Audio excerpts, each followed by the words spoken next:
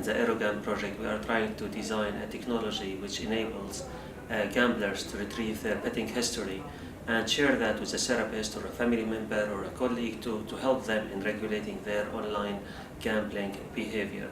These data include their betting history, the time they spent there, the technology they are using to access the gambling operator. And these data can be very much helpful to show them the losses, the wins they are having, and basically make them more aware of their gambling behavior. So at least they can take an informed decision. I've begun working with the Department of Computing around digital addiction, and through that we realised there was a lot of opportunity to use existing psychology research on behaviour change within different computing fields.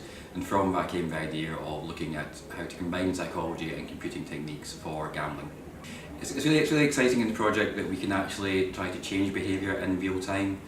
And that's actually very unusual in psychology. Usually if you're trying to stop someone from smoking or make them drink less, you can have campaigns, you can have television adverts, you can have posters.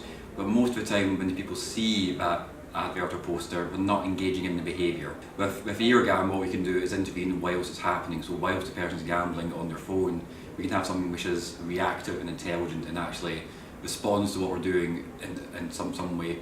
And that for psychology is a really unique and really exciting possibility.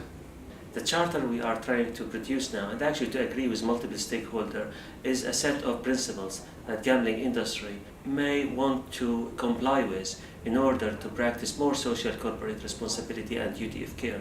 So a basic idea about the charter is that they agree the importance of the data, the importance to make people aware of the existence of the service itself, and also to give them an informed consent when they decide to retrieve the data and share it with the therapist. There are complexities there, and we are trying to concretize that in this charter so that all stakeholders are aware of the main principles and duties and responsibilities. I'm the CEO of Street Scene Addiction Recovery, which is a charity that works with people suffering from all kinds of addiction.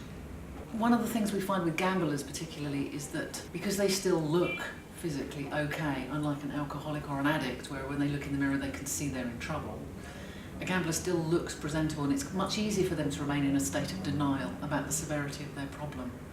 So for us, the data would be very useful in as much as it gives us something tangible to present with a problem gambler and go, you may still dress fine, but this is the reality of what you're doing. And we'd find that very helpful. If you want someone to change their behaviour or look at their behaviour, you need them to at least accept the reality of what they're doing. And this could well be an asset to us to help them do that. I think actually for women it would make a lot more sense because, you know, women are traditionally known for being more balanced and less emotional these things. I think they're relatively new to gambling as well, to be truthful with you. I used to be a betting shop manager, and in the 90s if a female came in the shop it would be very rare. Now I think it's sort of like a 60-40, close to 50-50 split, because they're quite nice places to go in, you know, comfortable seating and pleasant and relatively safe, but they can still go home and do it. They can play bingo, they're induced by adverts, and this is what concerns me, is that for the next generation of, shall we say, 18 to 30s with their inexperience in life, and they may be students, they may be struggling for money, which a lot of us are anyway, then they're enticed by the could win, the quick win, and they're not really aware of help and techniques. They just kind of want to play the slot game or scratch a card or go for a game of bingo because they see it as fun at that stage. So there's a really important piece of legislation called the European Union General Data Protection Regulation, or GDPR for short. And what that's doing is, for the very first time, it's empowering consumers to have better control and better visibility of how online companies are collecting, processing and storing people's data. And one of the big watchwords at the moment in online environments is trust. That's related to another very important concept, which is transparency. So from now on, companies who store data online, they will need to be able to tell users, their consumers, what they're collecting and what they're using it for. Now that actually provides an opportunity. It doesn't need to be a prohibitive thing. It means that from now on consumers can, with their own consent, they can opt into the kinds of initiatives that will promote public health, for instance, in online gambling environments. One of the really interesting things that I've seen is the transition from corporate social responsibility in the online industry, from being something that's nice to do but might be a bit of an afterthought to being something that's core business.